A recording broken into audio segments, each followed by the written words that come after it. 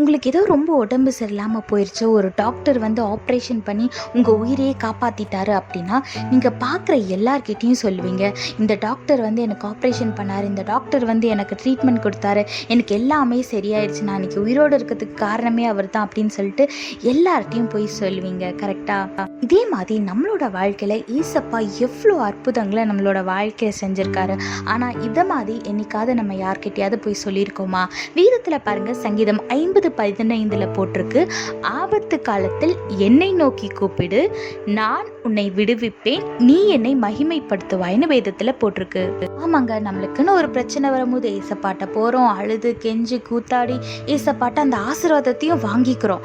ஆனால் வாங்கினதுக்கப்புறம் நம்ம அவருக்கு நன்றி சொல்கிறோமா, அதை பற்றி நம்ம மற்றவங்க கிட்ட சொல்கிறோமா அப்படின்றது ரொம்ப முக்கியம். நீங்கள் தினமும் பார்க்குற மக்கள்கிட்ட, உங்கள் ஃப்ரெண்ட்ஸ் கிட்ட, உங்கள் ஃபேமிலி மெம்பர்ஸ் கிட்ட, நீங்கள் போகிற சர்ச்சில் அப்படின்னு ஏசப்பா உங்களோட வாழ்க்கையில் என்னெல்லாம் செய்கிறாரோ அதெல்லாம் சாட்சியாக சொல்லி பகிர்ந்து கொள்ளுங்க.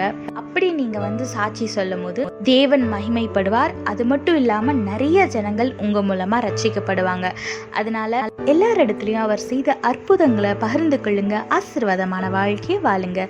கர்த்தர் உங்களோடு கூட இருந்து உங்களை ஆசீர்வதித்து பாதுகாத்து வழி நடத்துவாராக. ஆமென். When you're really sick and a doctor saved your life by giving treatment, you will be very grateful to him and you will share this to everyone you know. Likewise, in our life, we have received lots of miracles from our Lord. But the question is, have you shared the testimony to everyone you know? When a doctor cures your sickness, you share it with everyone you know. Likewise, when God does a miracle in your life, are you sharing it with everyone? Look what the Bible says in Psalm 50:15. Call on me when you are in trouble, and I will rescue you, and you will give me glory.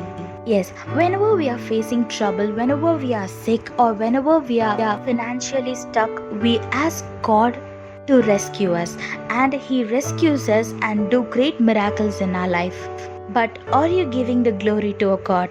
Are you sharing the testimony? Your single testimony can transform others' life.